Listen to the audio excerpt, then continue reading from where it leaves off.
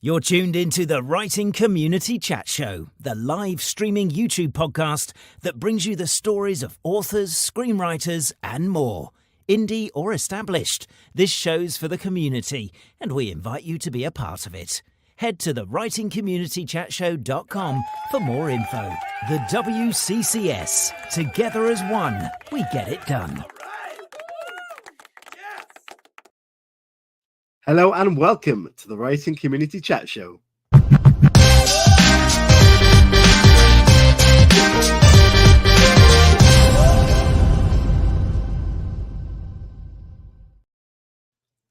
Hello everybody and welcome to this week's Writing Community Chat Show. We are going deep into season 13. I say deep, I think we're 6 episodes in, and I am here on my own flying solo today to chat to our guest. Mr. Hooley can't make it, so we send our good wishes out to him and hope everything's good. And to the rest of you, hello, thank you for joining us. If you're listening back or watching back, we thank you for your support. Please let us know. We are into 2024, which is last year seems to have gone very, very quickly when I look back on it now. And I wonder if you guys have any writing resolutions or resolutions in general. Are you looking to learn something new, to keep up with reading, to write more? Let us know what your ambitions are for 2024. And for me, I think I'm looking to kind of get more reading in and to get back on the writing horse, as it were. I spend a lot of time on this show working on it, so the writing is taking a back seat. But I'm definitely going to work on my screenplay that's been lingering for about 4 months. So they're my resolutions for this year. It seems to be a bit of a medical week going on the show. Last week we had on an paramedic team leader from the UK, and today we have a doctor from America on the show. So there's no connection there. There's no reason why that's happened, but it's pretty interesting to find out about this career as well, to go alongside last week's career in that sort of thing. So very interesting indeed in the medical professional world. And yeah, so I'm not going to waste a lot of time chatting because I have no Chris Hooley to chat with. But I do hope you're all well. And please, lots of questions today. Engage in the chat, have a good chat with each other. And if you haven't done, hit that like button and the subscribe. And importantly, leave some comments in the YouTube video comment section, because it's good to get those comments in there and we will reply to them. So if you have any questions for us, put them in the comments. And again, let us know how your resolutions are going and if you have any in those comments as well. So without further ado, let me get tonight's guest on. So we have a guest who seamlessly navigates the realms of emergency medicine and spine-tingling horror fiction. She's not just a healer in the ER, but also a master storyteller. Crafting tales that send shivers down your spine, she is the brilliant mind behind chilling novels and novellas that leave you on the edge of your seats. So get ready for a conversation that explores the intersection of medicine, horror, and revenge with a little splash of Friday fun. Please welcome NJ Gallegos. Hello, NJ. Thank you for having me. You are very, very, very welcome, and thank you for being on the show on a Friday evening. How are you doing? I'm doing great. Recovering from my little upper respiratory infection that I got in the ER. Now I sound very sexy, so it's actually going pretty well. Yeah, it's one of those common cold issues that, you know, the benefits when you're on a microphone. You get that little bass and the gravitas there. Exactly. Yeah, there's definitely a lot of that going around at the moment. A lot of people with a little cough. But apart from that, you know, life's all good for you at the moment. How was Christmas? Christmas was great. We had my wife's family in, and they're fantastic. As far as in-laws go, I couldn't ask for better. But we actually watched a lot of horror films together. Yes. Yeah, we watched Black Christmas, the most recent reboot. Mm-hmm. What else did we do? We went Us, and then Critters. Yeah, Us is a good one. I really enjoyed that. Yeah. I've not seen Critters. Worth watching? I mean, don't expect a lot from it. It's very campy, but it's decent. Yeah, I love keeping the horror genre going into Christmas. I think that's brilliant. And there's a famous Christmas song, and it talks about telling scary ghost stories at Christmas. And I found that really interesting because I've never noticed that before. So it may be an old tradition that maybe has been lost in time in translation, but yeah, maybe Christmas was about scary tales in the past. Well, I mean, The Nightmare Before Christmas. Have you ever? That's like perfectly married. Halloween and Christmas. Fantastic Absolutely. film. Linda in the chat says hello to you. Critters is a hockey horror movie. It And is. and Kevin says, hi, Doc. Is Cat Bane there? Yeah, you want me to pick him up? Yeah. Un momento. Come here, buddy. Yeah, life is hard, I know. Here's my little buddy. Ah, wow. We've got two cats, but one of them is running around outside somewhere, and one of them is meowing out the door. Yeah, amazing. How old is your cat? So he is almost 2, and then Theodore is 9, and I think I heard him throwing up downstairs just about a couple minutes ago. So Yeah. it's Always nice to find things that cats leave, right? Oh yeah, he eats the Christmas tree that's fake. I think he has pica, and then he just throws it up. So Yeah, brilliant. Where in the world are you coming from tonight? I am from Central Illinois right now. Amazing. And always the weather question. How is the weather there? I think, as you would say, probably a little dreary. Yeah, we've gone from very, very, very wet, lots of flooding, to sunshine today. So it's been a nice change. Yeah, improving slightly. Excellent. So what we're going to do, we got lots to chat about. I know you write lots of stuff. You've got a podcast. You even brew your own beer, which is amazing. And you love horror. So we're going to talk about all those things and about your career as an ER doctor. So what we're going to do is play the very first video, which is called The Road to Writing. And we're going to look at all those inspirations and the reasons behind why you got into your writing in the first place. So here comes The Road to Writing.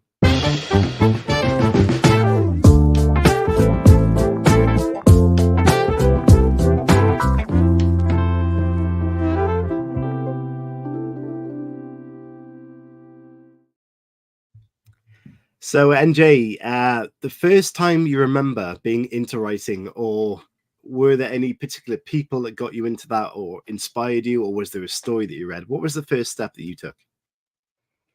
I did a lot of drawing and doodling initially. I had a whole comic book series called Super Cat. He didn't really do much of anything other than just be super and wear like a cape, but Yeah. I kept a lot of journals and whatnot going through high school, and I would write, like little, not poems necessarily, but little like daydreams, I guess, in there. But I really didn't get very serious about writing until 2020, whenever COVID decided to absolutely ruin everything in the world. Working in the ER and seeing how shitty and short life could be, it kind of gave me a little bit of like almost like a midlife crisis. Like, I need to do what I want to do, and I might not have the chance to do it. And I'd always had a bucket list of writing a novel. So I said, all right, let's go. Let's try it. And, at first I didn't tell anybody I was doing it. It was almost like a dirty secret. Like, my wife would be at work and I'd be typing, and she'd come back and shut my computer off. She probably thinks I'm looking at porn, but it's just me writing.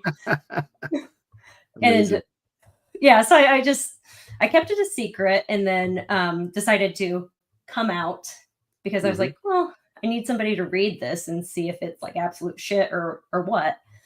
And I got decent reviews, and I just decided to go for it. Like, the worst thing somebody can tell you is no, and that's where you're at already. Yeah, absolutely. I mean, 2020, this show was born in that time, and you're quite right.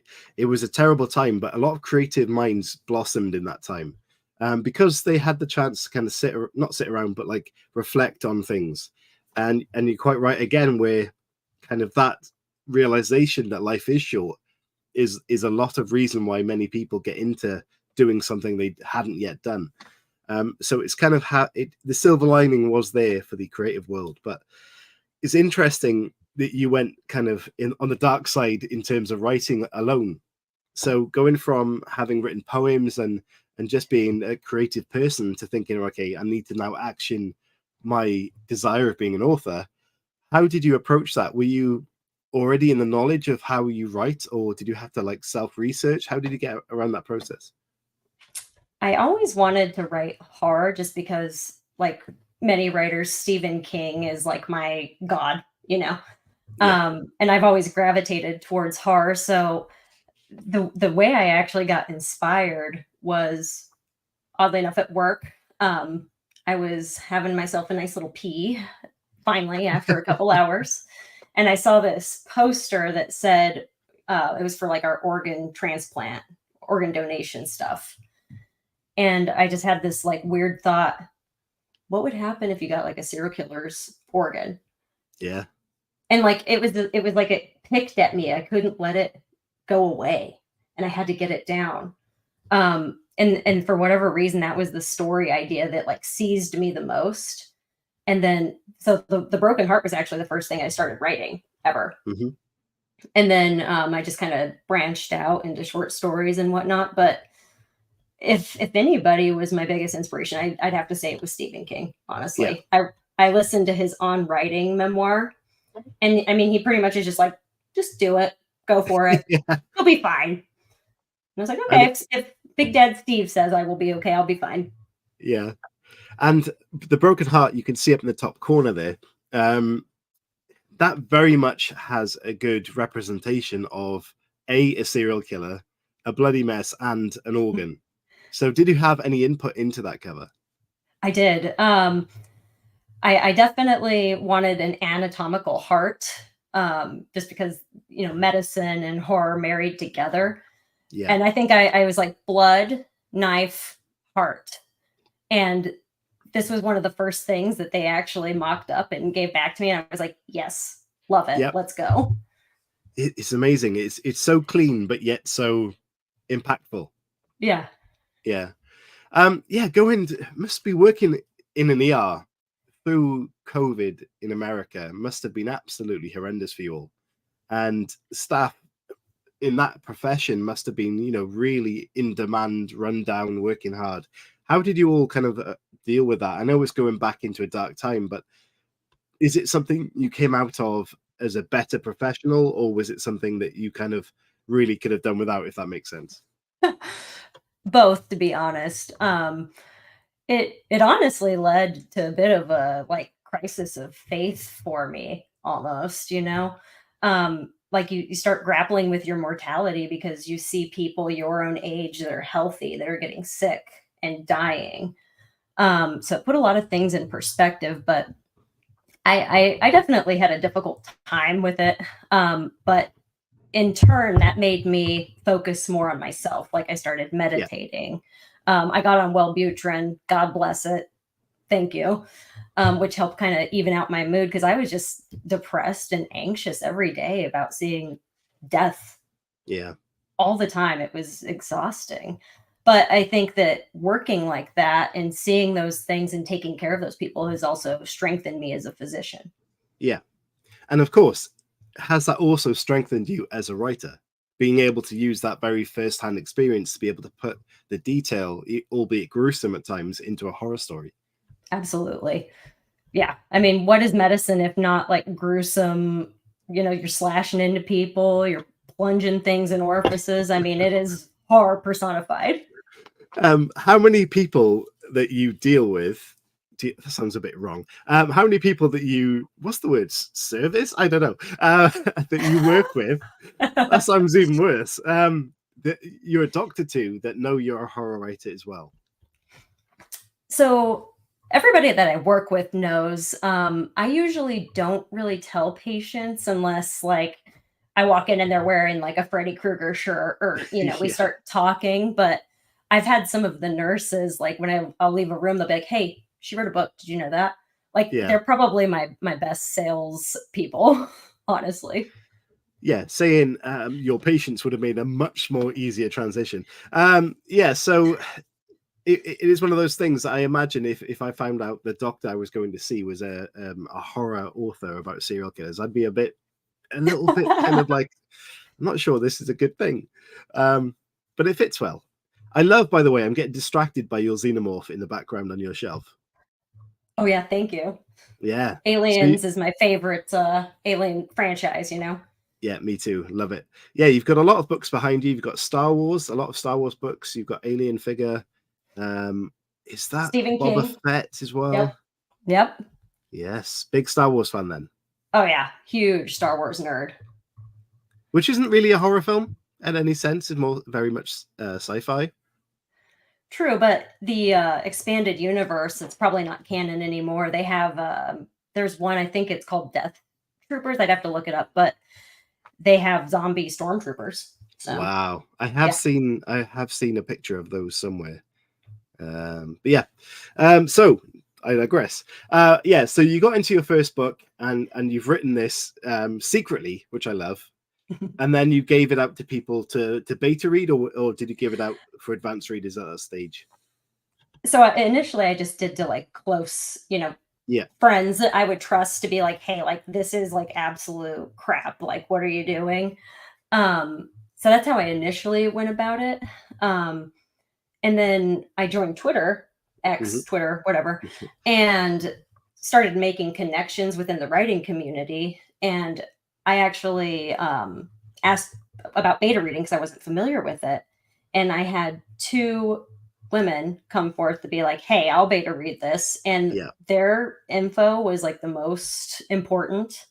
It finally gave me the confidence to be like, okay, let's try to get this out to a wider audience. yeah, 100%. I did exactly the same thing through a Facebook group before I joined the writing community on Twitter, and someone there reached out to me. They even went as far as editing the book for me, and there are very, very supportive people out there. So if you're in that situation where you're not quite sure how to proceed in that sense, reach out to the community, because that is why this show is here. They gave us so much help. This show is here to give back. So believe both of us when we say the writing community and the people within it can really support you. So yeah, so you obviously got that book out there. It did really well. And why do you particularly like short stories and novellas? Because my stories are novellas, and I really kind of just felt that that was the right fit for me. I wrote it. It felt right to be a novella. Is that something you consciously made a decision on, or was it a kind of natural process like mine? More so of a natural process. My novellas that I've written, I had an idea and I didn't really know how long it was going to end up being. And Yeah. so it just kind of developed organically. Sorry, Cat Bane's like going to electrocute himself. It's fine. He has pet insurance. But I do enjoy short stories quite a bit because they're fast.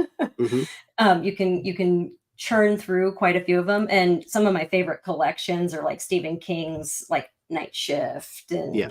Skeleton Crew and things. So I want to get better at that so I could potentially release a collection like that. If there's a cat emergency, you're more than welcome to go and save the cat, by the way. Oh, I think he's like licking a light bulb now. He's okay. Is the cat called Bane because of Batman?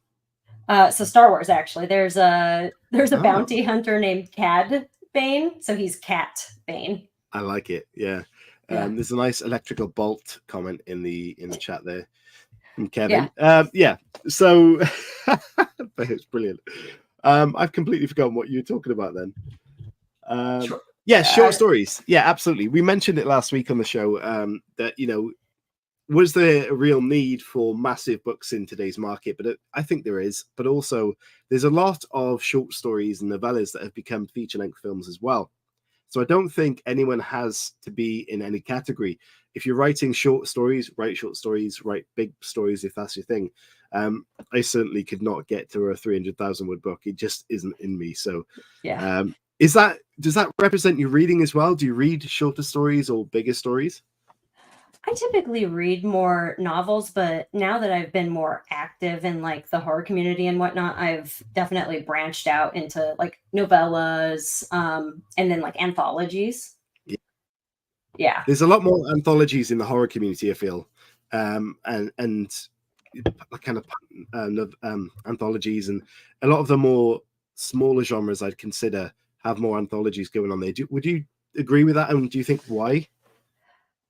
I'm not certain. I think that there's just so many stories that need to be told that are, certain broad definitions of horror, like body horror, cosmic horror, that kind of thing, that it just invites people to create and be part of it. Yeah. So after The Broken Heart, then, what was your next step in terms of publishing? Did you go down the self-published route with this? I did not. So, coincidentally, getting involved with Twitter and whatnot, I did the Pit Dark pitch. Mm-hmm. I did it the first time, which people that, if they're not familiar, what it is it's like 12 hours where each hour you make a tweet about your book and you pitch it. And if agents or like editors or whatnot like it, then they're kind of inviting you to send the manuscript or whatever. So did the first one, didn't get many bites. Did the second one, it was in fall of I believe 22. And I got a like from Michael Dolan with Winding Road Stories Publishing, sent in my manuscript, and he said, let's go. We can work together. We can make this something. And it was almost like a Charlie finding the golden ticket, almost, So I was very lucky to have that. But Twitter led me to it. Sorry. Yeah, that is incredible, because a lot of people will look at those things and be a bit skeptical about it, because you're putting your ideas out on social media. They might feel that that's a risk because someone might take that idea, perhaps. So to have the validation there that you have that it's actually been a success it's really nice to hear. So were you at all hesitant when that offer came through? Yes, I actually had one of my friends who's a lawyer look it through. Yeah. So that was helpful. But I mean, once I had that, okay, I was like, you know what? Like, let's go for it. This is what I wanted. And I really enjoyed Michael. Like, he's fantastic to work with. Yeah, I was going to ask. So you worked together really well, and you produced the work, and the covers that you mentioned were then the very first time it came back, you were happy with. So that working relationship was really good at that time then. Yeah, absolutely. Amazing. Yeah. So they kick around quite a lot, those Pit Darks and Pit Mad and all of those things. So I guess going off that kind of advice there to go for it, why not?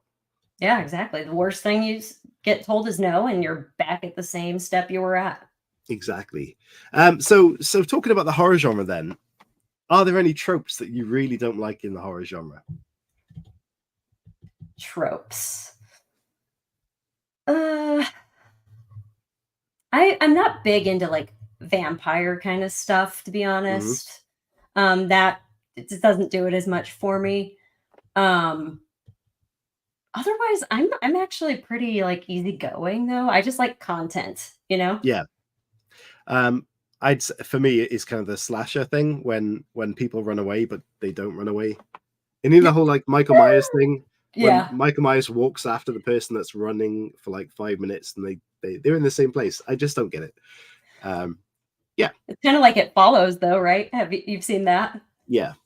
Very slow plotting. There's something kind of like maniacal about it almost. Definitely. And even Evil Dead Rise that came out recently, I really enjoyed that. But when the mother jumps and sticks to the roof, I don't get why that happens in possession films. Why can they suddenly stick like the roof like Spider-Man? I don't understand. I'm venting. It's all good. Halo says, I think the intensity of horror leads well to a short format. I quite agree. Yeah. Kevin says, could you define anthologies? Oh, I think that I realize now what it is. So do you want to take that one?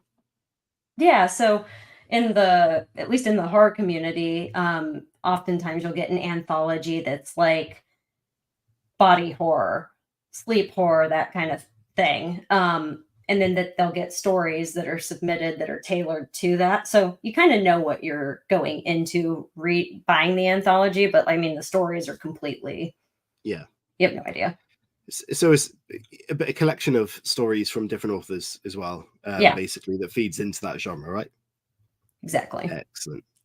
Okay. So once Broken Heart had been a success with your publisher, what was the next step for you? And did you feel any pressure with your next story, having known how well Broken Heart did off the start? I didn't necessarily feel any pressure, but I already had ideas. Yeah. So I've just recently sent my manuscript to Michael. Title still forthcoming, but essentially it's about a neurologist who has invented these migraine chips that inhibit like pain impulse. Except they inhibit other things too, like you're get pissed off, you want to kill somebody, you have that thought in your head that says nope, that's Yeah. gone. Very interesting. Yeah. When Max Brooks came on the show, which is I think like 2 years ago now, absolutely loved speaking to him. But he spoke about something that he's on like a panel in America that talk about disasters and military equipment and stuff, and they were making this suit which people could control, basically like play the piano, but the person that isn't doing it is the suit, and that's Oh, very similar in the mindset of being controlled by something else. So I like it. It's very Black Mirror-esque. exactly. That's kind of what I am like trying to blend like Black Mirror with like some Frankenstein, the Yeah, love that. yeah. Yeah. So with that in mind, do you do research into how that kind of technology works, or do you have a prior knowledge of that? So as far as like the inhibiting chip, that I don't have much knowledge of, so that I have to research. Yeah. As far as like the broken heart went, part of the story, Casey has an LVAD, which is a machine that kind of functions as a Hmm. temporary heart. As a doctor, like I've dealt with patients that have that, so I had prior knowledge plus some research, and then Grey's Anatomy. Yeah. Yeah. I mean, for you, the research is probably firsthand, whereas a lot of people, I imagine a lot of authors have very hard to explain search history on the internet, especially crime authors. But, is there anything weird that you've had to research that you didn't already know? Oh yeah. Sometimes I have to research like what does meth look like, or like, and it probably looks like some sort of like little kid typing in weird stuff. I've had to look up like how bodies degrade as they decompose, which is ugh, I mean, Yeah. I've got to be on at least 10 different watch lists. Halo says I my search history is ghastly. think all of ours are. Yeah. Kevin says again, he's got some good comments in here. The book and hopefully not the television show. No. Of Grey's Anatomy. Yeah. Both. We had the book for medical school, but I have to admit I'm a sucker for I just love crappy TV sometimes. Like I love Grey's Anatomy, I love reality TV. I'm a Hmm. sucker. So with that in mind, reality TV and gruesomeness, is there anything that you would ever consider writing in that sense? A mix I've between the actually two? I've actually kicked around an idea of like a reality TV show, Nice. but where the loser, gets Hmm. I've kicked that idea around, but I don't have any, formal idea yet. Yeah. Nice. I think there's a lot of scope for that. I know they've dabbled in the past with TV shows like that, but yeah, there's definitely there's so many reality shows now that you could think of something around those lines, and there's a lot of people out there that probably are. Yeah. So with the short stories, what came after the Broken Heart in terms of novels or novellas? So after the Broken Heart, I did do a novella Hmm. called "It's Me, Hi, I'm the Zombie, It's Me," which was inspired by StokerCon this last summer, Yeah. which took place in Pittsburgh. And Amazing. yeah, and I've never been to Pittsburgh, and it was fantastic. I actually very much enjoyed that city, and their food is pretty tasty. They have a kind of a sandwich thing that they're known for that was Mm. delicious. But at StokerCon, at the hotel that we were at, we have, all the horror people. They're wearing black. They're like kind of cool and like, ugh. And then Taylor Swift was in town that same weekend. So you have Swifties that are like glitter, and there's like, body spray everywhere. So it was just like a very jarring dichotomy. And I was just like, what if they had to like, they were forced to work together? Oh, they got to Nice. battle zombies. It's Pittsburgh. It's where George Romero's from. bam, there you go. Excellent. Really good. What was StokerCon like then? Because there's a lot of people will never be able to attend or might want to attend but haven't been. What was it like for you? Oh, it was amazing. So it was, I think it was 4 days, but essentially the way it's laid out is they have panels that go over certain topics. So, like, Yeah. zombies were very heavy because Pittsburgh's where George Romero's from. So that was kind of a common theme. But they have like workshops. They have a big dealer's room where you can go and meet people, buy books, just chat. It's fantastic. Yeah, sounds great.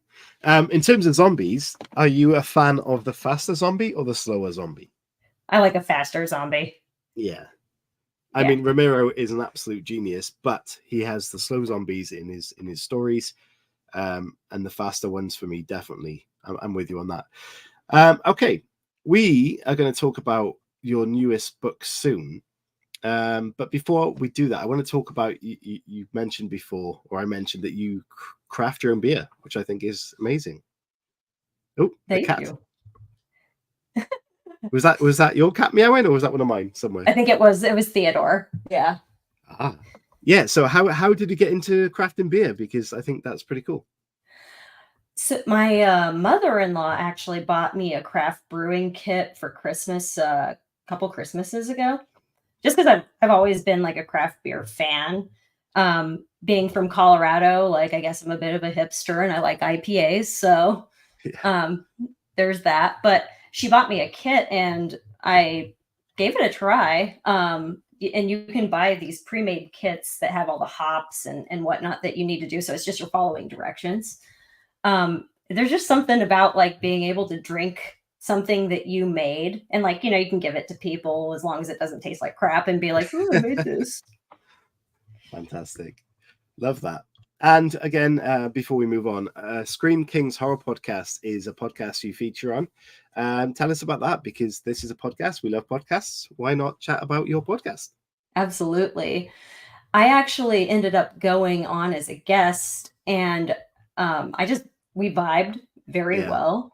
And they asked me to come on and be a co-host, but essentially it's a podcast that concentrates on all things horror. So films, books, video games, the occult, that kind of thing. And we all have our different strengths, essentially. Mm-hmm. Yeah. It's I did check it out and I listened to an episode earlier. I loved it. Thank you. So talking about, say, films, can you give us like a top 2 horror films of yours? I'm going to have to put them side by side, unfortunately, but Alien and Aliens, I mean, I can't pick between them. It's too difficult. Yeah. I mean, how do you pick? I personally, I adore the first couple of Alien films, at least. For me, I love the second. I do love the first, but I love the second. And what about the video game franchise then? You mentioned video games. Do you have any? Are you a gamer? Yeah, but I'm kind of like I play like Legend of Zelda or like Mario. I'm not too intense like Call of Duty or anything. Yeah, not many horror type games then. I mean, Mario gets eaten, I suppose, but right. And there's the ghosts, the booze, but I've actually never really played like Resident Evil or anything like that, which is shameful, but. Well, if you do get the chance, play Alien Isolation, because that game terrified me and I had to turn it off because I hadn't even seen an alien at that point. There was so much like tension in the game. I was like, I can't do it. It's the anticipation's killing me. So yeah. Sounds perfect. Yeah. And there's aliens. It's an alien game. Brilliant. Amazing. Okay. So let's get on to part 2 of the show, which is called What's the Story? And can you reel off a blurb for your latest book? Ooh, The Broken Heart. If you want to go for that, let's chat about that a bit more. But yeah, let's go. Okay, what's the story? Coming right up.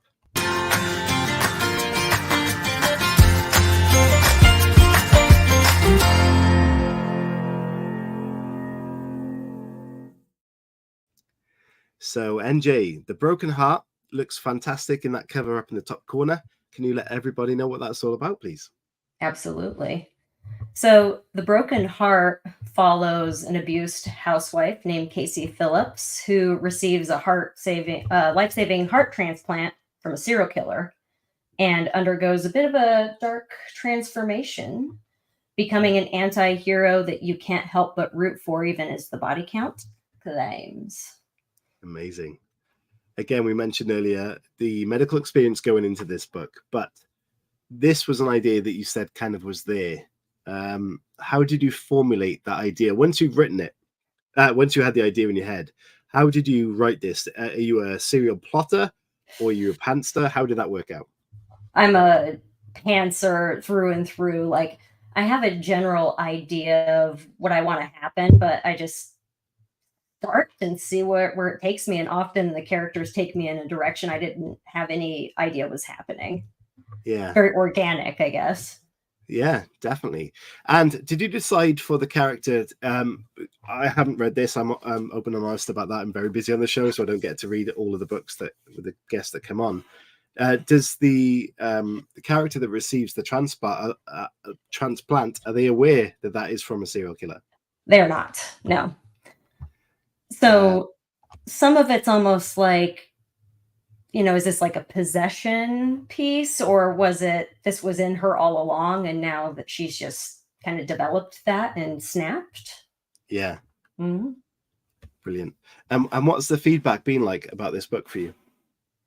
I've had overwhelmingly positive reviews, really. People say it's, a page turner and that it's delightfully fucked up. That's a great quote if that is there. Delightfully fucked up. Brilliant. Yeah. Yeah. So has this been a one-off collection, one-off book, or is this going to be a collection of stories? Funny you should ask. So I've recently started working on the sequel to The Broken Heart, which thus far I've titled working title Die Harter. Fantastic. Yeah. Well, you did mention the first time you'd written the book that the title came afterwards, right? Or was that I actually think it was like the first title I picked, honestly. Oh, okay. Yeah. Yeah, that's Anya Pavel, thank you, says in the chat, this book sounds great, buying now. And Halo says, I love that blurb. Thank you, guys. Thomas got a question, but we'll save that for the questions in a minute. So the second book, for people who've read The Broken Heart, when can they expect book 2? I would say maybe 2 years. How about that? Okay. But no promises. Yeah. So have you got a deadline with this, or is that something you just work on freely with your company? Work on it freely. The one that I'm writing about, the migraine chips, like we're tentatively hoping to have some ARC copies available for StokerCon this year. So that would be like the end of May. Yeah. Okay. I'm looking through the comments now because I'd like to see if there's anything that we can pull out and talk about. A person has said, what can I say but wow, this one took hold of me and kept me sharp from the beginning to the end. Like what I did there with a smiley face. Scares me a bit how much I enjoy this book. The characters, the inner monologue, the rant in the therapist office. Say what? So hopeful for a sequel. So there you go for that reviewer. The sequel is coming. It's coming. Yeah. Slowly but surely. Mentioning there a therapist session as well. So I'm assuming that this character who is kind of possessed goes through that kind of psychological roller coaster as well. Yeah. So she ends up getting a heart transplant in the hospital. And often people will be discharged to like a rehab floor where you have to learn how, like if you've had a stroke, you have to relearn how to like speak, eat, whatever. So she gets discharged to a floor similar to this. And part of the mandatory thing is she has to have like therapy sessions because a chronic illness is like PTSD, personified. So, yeah. And she kind of loses her shit a little bit on the therapist. Amazing. So if this was adapted and made to go on the big screen, would you have any actor in mind that could play your character? I do. I would absolutely pick Kate Siegel to be Casey Phillips, from Haunting of Hill House and Yeah. whatnot. Just that she was what I had in mind, I guess, when I crafted the character because she's very complex. Hmm. Yeah, brilliant choice. Love that. Okay, what we're going to do is we're going to move on to the third part of the show, which is community questions. We have a bunch of writing show questions we can ask. And if you've got questions, you're watching this now, please put them in the chat and we will ask NJ your questions right after this little video. So coming up is part 3, community questions.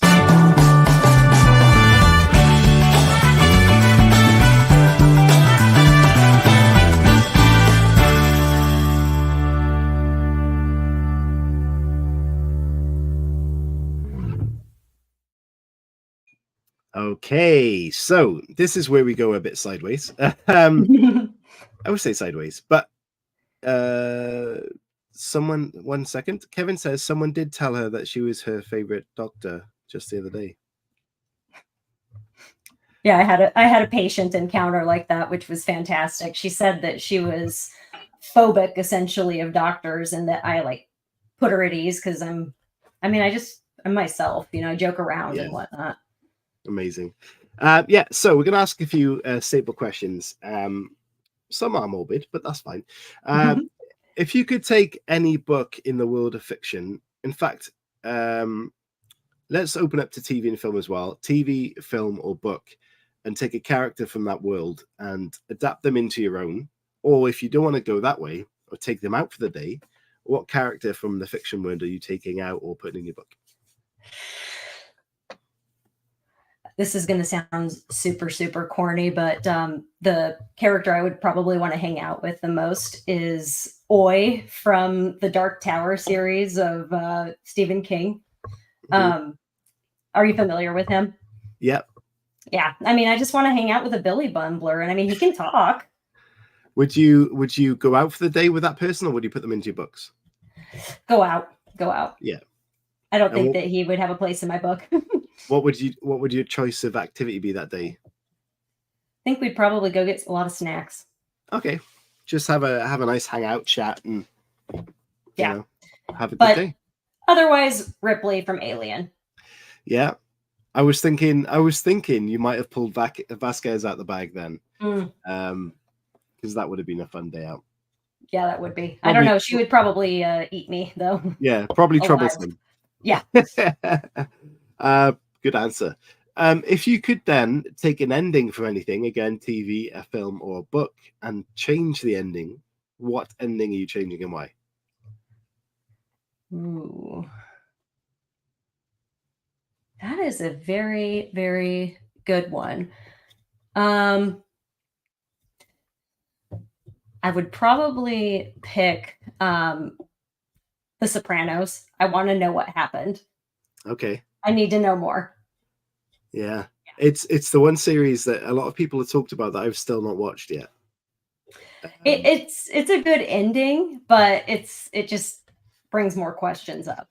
Yeah. And it's never good to end a series, especially one that big, with a question or a cliffhanger, essentially. Yeah. Exactly. Are you a fan of cliffhangers in general? I am a little bit. I like to leave things a little bit open-ended, especially like in my own work, just because you never know what could be a sequel. Could you give a tip to anyone who is looking to write or writing that is maybe struggling with cliffhangers? How do you approach those? Well, as a pantser, sometimes I don't actually have the answer as to what's going to happen after the cliffhanger, but you have to just be confident that eventually the answer will be revealed to you. Amazing. Anya, this might be I don't think it's a spoiler because it didn't happen in the show. I think the creator later confirmed that Tony died. Oh. Anya, you fixed it. Thank you. Yeah, fixed. Brilliant. Okay. If you are looking back on your career and your life as an author on your deathbed, many years down the line, what would success look like for you? Really, if I've just entertained people and maybe gave them a few hours of, escape into a different world that they enjoyed.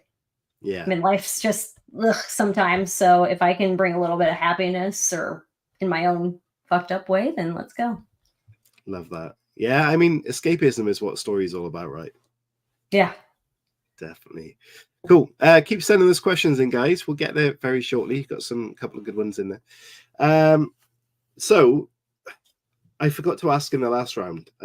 Obviously, you've got book 2 coming out, but is there anything else coming out before that in the next year or so that your audience can look out for?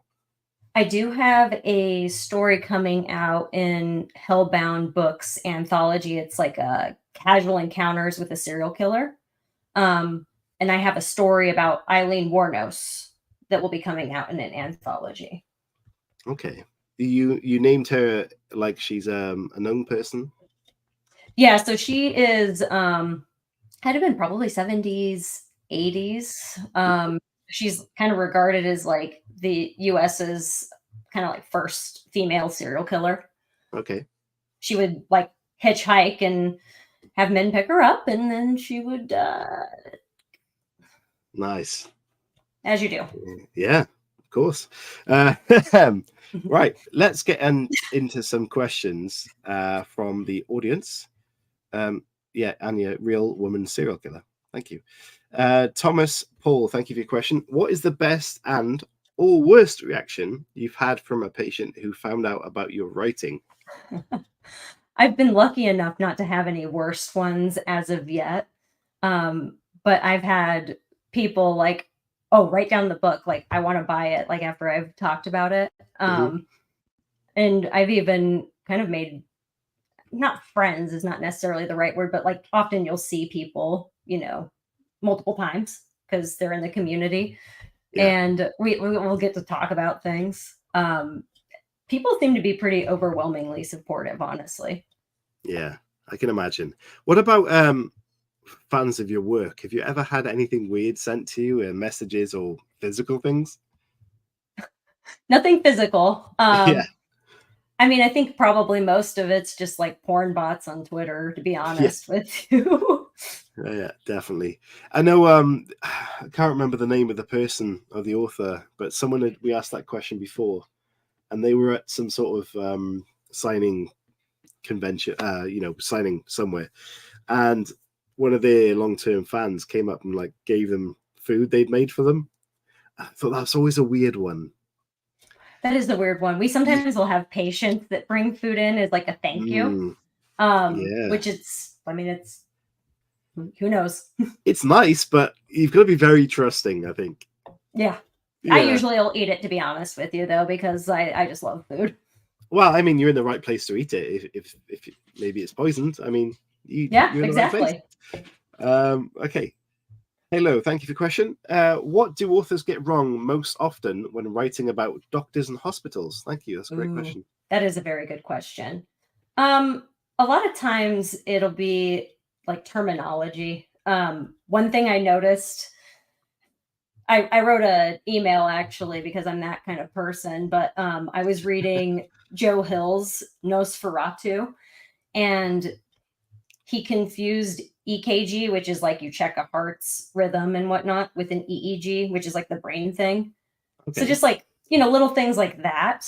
And I mean, it's just the standard stuff that they mess up a lot in TV where they'll shock a flat line or thing. So it's mostly technical details, I would say, that they get wrong. Yeah, I mean, shocking a flat line is something that I think I represent with most things on screen, right? Yeah. And it's not going to do anything. So when would you shock someone? Certain heart rhythms like VTAC, VFib, or you can cardio over other rhythms. So once they're flatline, I mean, you can do CPR and give like meds, but a lot of it's, you're doing some praying. Oh, wow. Okay. Yeah, because I literally associate that with things I've seen. Very interesting. Yeah. Okay, cool. So if you've got any more questions, guys, please send them in now. Where can we go with this now? So obviously Star Wars is a big thing of yours. Aliens is a big thing of yours. What other universes are you into, and would you consider ever writing fan fiction? Ooh.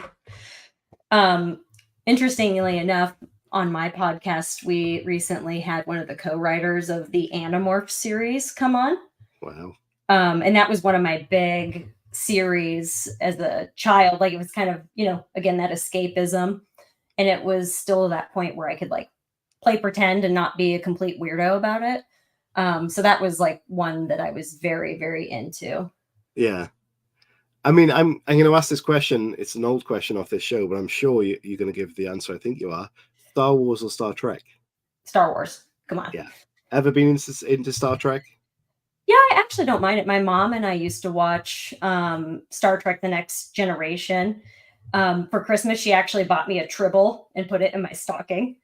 Amazing. And I've seen, the most of the movies, and I like it, but I just like Star Wars better. Okay, I'm going to keep going with the random ones because I think we're going to get some interesting answers off you. Pineapple on pizza, yes or no? I mean, not for me, but if you want to, like, that's your bad decision. It's a very political answer. I love it. Halo's got a question for you. What color is your lightsaber? Ooh. I would like to say white like Ahsoka's, but based on how pissed off I get in traffic, in like 5 minutes, it's going to be red. Yeah. So a multicolored or changing lightsaber, yeah.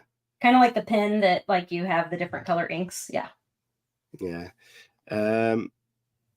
Sure. Okay. Kevin's got a comment, says, I'm not much of a Stephen King fan as I was, but I have affinity for Dean Koontz naturally. But you can be sure that I'll be buying Broken Heart. Thank you. We will be putting the link into the description of the show for that book, so please have a look in there once this is finished. Yeah, cool. So we are very shortly going to wrap this up. So any more final questions, please do send them in. But NJ, in terms of writing, is there any other genre that you consider looking into? I would be very interested in sci-fi. Yeah. But I think that I would have to develop more as a writer to be able to plot that, because I don't think you can do that by the seat of your pants as much. Yeah, there's a lot of criticism for sci-fi writers, I feel. There's a lot of people who love science who will step out and say that's not quite accurate. Yeah, sci-fi. Are you a fan of Event Horizon? Oh, yeah, I think that that probably I would consider like Hellraiser. Like it is that kind of horror. Fascinating film. I love it. Yeah.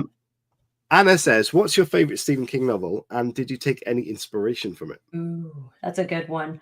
I love The Stand, which is kind of ironic because COVID nearly devastated everything. But I think that The Stand is such a fantastic novel because it has so many well-developed characters and the plot is just... I don't know if I've necessarily taken inspiration from it other than I do enjoy like a morally gray character that's not black or white.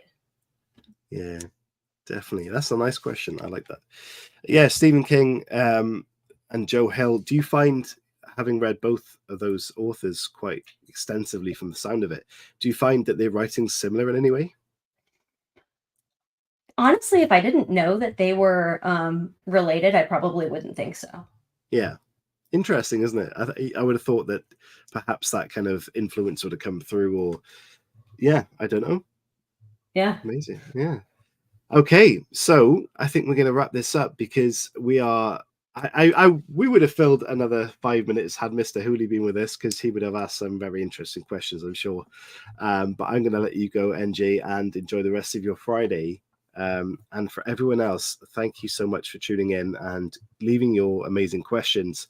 We will be back on Wednesday with a bonus show, and that will be interesting. And Friday, there is no show next week, so we'll be back Wednesday instead.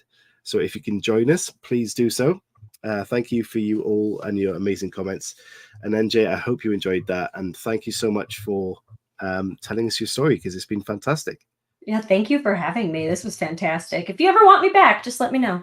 I will do. And Kevin, thank you for that. He says, I agree, the stand was cool. And finally, no offense, Christopher, but if there's a zombie attack, I'm tripping you. You just have to run faster than the slowest person. I am not dying first in the zombie apocalypse, I'm telling you. Okay, fabulous interview. Thank you so much, Anna. Thank you so much again. From us, it's a goodbye. It's Friday. Please enjoy yourselves and have a great weekend. But look after yourselves as well. And if you're doing writing, do some good writing. That's really rubbish to say. But again, leave some comments in the YouTube video. What are your New Year's aspirations? I want to know. And here's to a good New Year. Thank you, everybody. Please take it easy. We'll see you very soon. Bye-bye.